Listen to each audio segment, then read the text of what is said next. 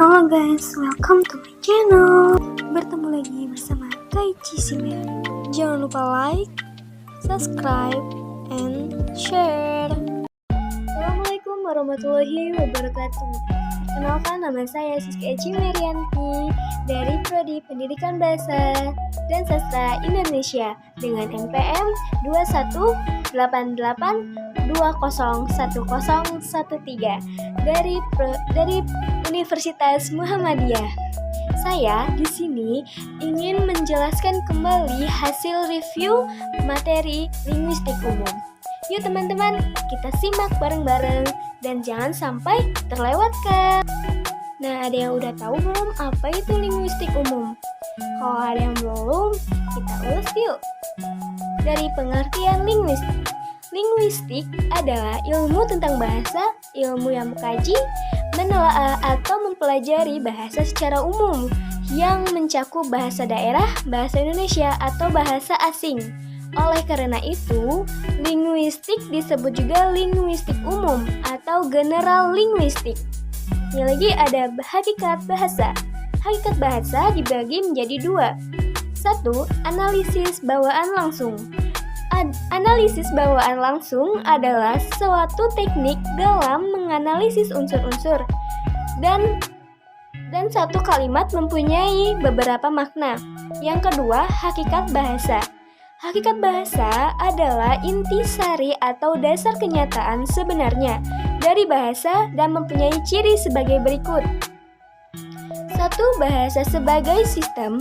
2. Bahasa sebagai lambang. 3. Bahasa sebagai bunyi. 4. Bahasa itu bersifat bermakna. 5. Bahasa itu bersifat arbitrer. 6. Bahasa itu bersifat konvensional. 6. Bahasa itu bersifat unik. 7. Bahasa itu bersifat unik. 8. Bahasa itu bersifat universal. 9. Bahasa itu bersifat dinamis. 10. Bahasa itu bersifat produktif. 11. Bahasa itu bersifat bervariasi. Dan 12. Bahasa itu bersifat manusiawi. Nah, di linguistik umum juga ada tahap perkembangan ilmu linguistik. Ada 3 tahap perkembangan ilmu linguistik itu. 1. Sikap spekulasi. Spekulasi adalah mengira-ngira atau mengada-ngada tanpa didukung oleh bukti dan dilaksanakan tanpa prosedur. Yang kedua, observasi atau klasifikasi, yaitu mengamati atau mengelompokkan bahasa tanpa tanda adanya teori. Ketiga, perumusan teori merupakan sikap disiplin ilmu berusaha memahami masalah-masalah dasar dan mengajukan pertanyaan-pertanyaan berdasarkan data empiris yang dikumpulkan. Yang lagi ada subdisiplin linguistik. Subdisiplin linguistik dikelompokkan menjadi 3 juga nih. 1. Berdasarkan objek kajian bahasa pada umumnya dan dibedakan menjadi linguistik umum dan linguistik khusus. Yang kedua, berdasarkan objek kajian bahasa pada masa tertentu atau bahasa pada sepanjang masa. Dibedakan menjadi linguistik sinkronik dan linguistik diakronik. Yang ketiga, berdasarkan objek kajian struktur internal bahasa atau bahasa itu dihubungkan. Dibedakan menjadi linguistik mikro dan linguistik makro. Ada bahasa dan faktor luar bahasa. Objek kajian linguistik mikro adalah struktur internal bahasa, sosok bahasa itu sendiri.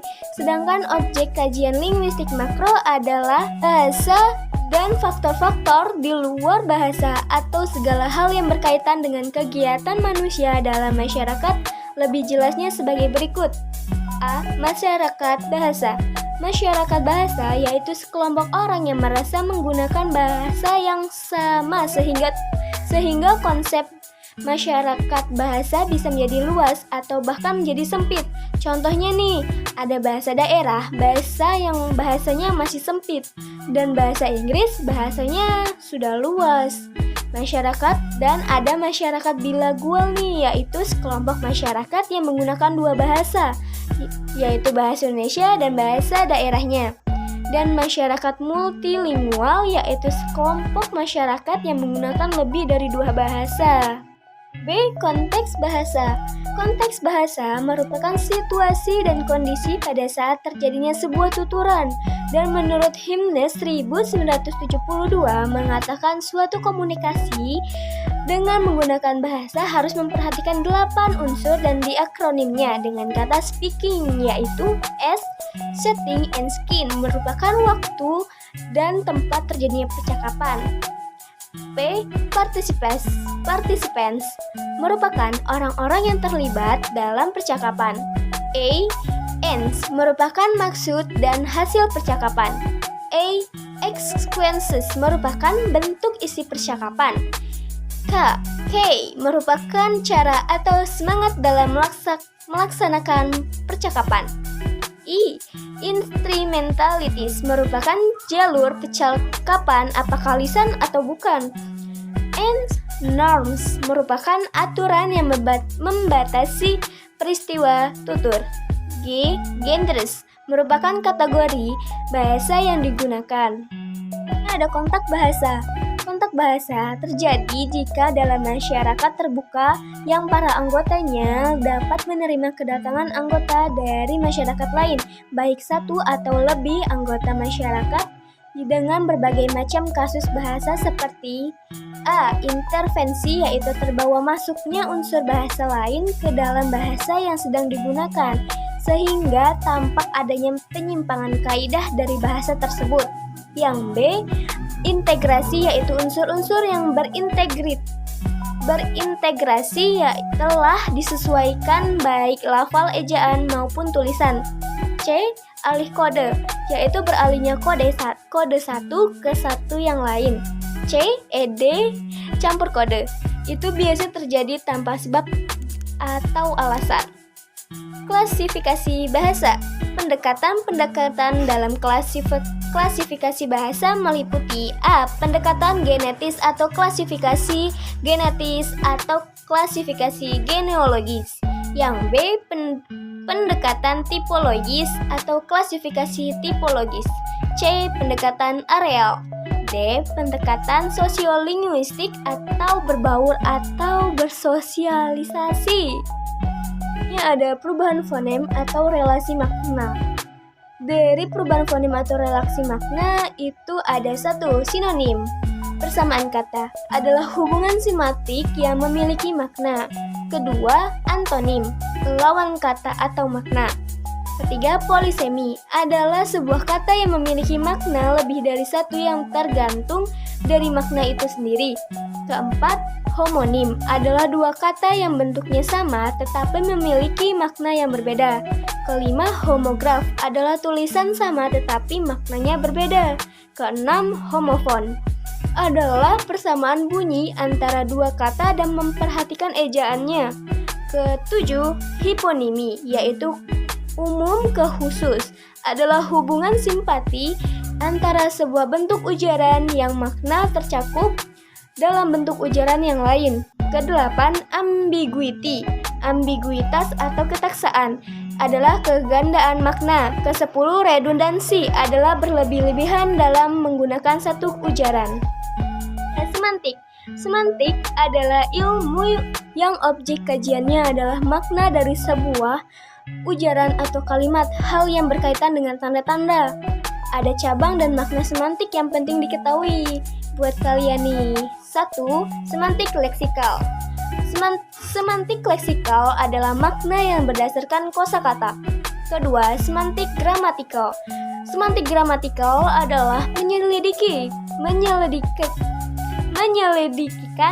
makna berdasarkan hubungan dalam struktur gramatikal tingkat kalimat. Ketiga, semantik historis adalah kajian semantik tentang sejarah dan perubahan makna. Keempat, makna denotatif adalah makna yang sebenarnya. Kelima, makna konotatif adalah makna yang tidak sesungguhnya atau makna kiasan. Di penghujung nih ada pengertian kalimat. Pengertian kalimat adalah satuan bahasa berupa kata atau rangkaian kata yang dapat berdiri sendiri dan menyatakan makna yang lengkap.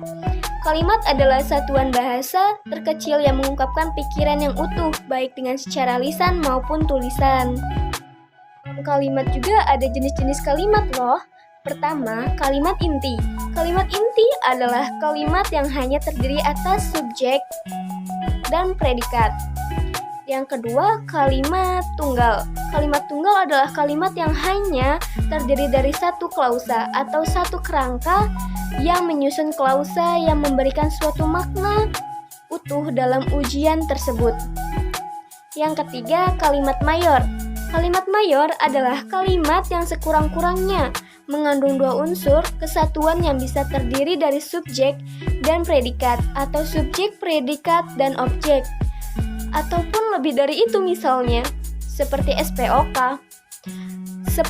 Yang keempat, kalimat non-inti adalah kalimat terbentuknya dengan pengubahan pola kalimat ini melalui proses seperti penafsiran, pengingkaran, penanyaan, perintah, penginfeksian, pelesapan, atau penambahan. Kelima, kalimat majemuk. Kalimat majemuk merupakan kalimat yang memiliki dua pola atau lebih sebagai hasil peluasan atau penggabungan kalimat tunggal. Yang keenam, kalimat minor. Kalimat minor adalah kalimat yang mengandung satu unsur pusat.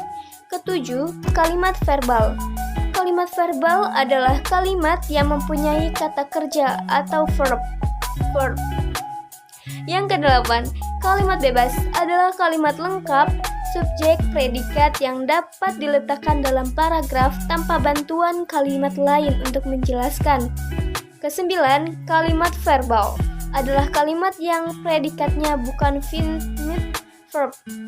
Yang kesepuluh, klausa terikat adalah klausa yang memiliki struktur yang tidak lengkap. Nah, begitu saja yang bisa sampaikan. Mohon maaf bila saya salah kata atau salah ucap. Dan saya ucapkan terima kasih. Wassalamualaikum warahmatullahi wabarakatuh.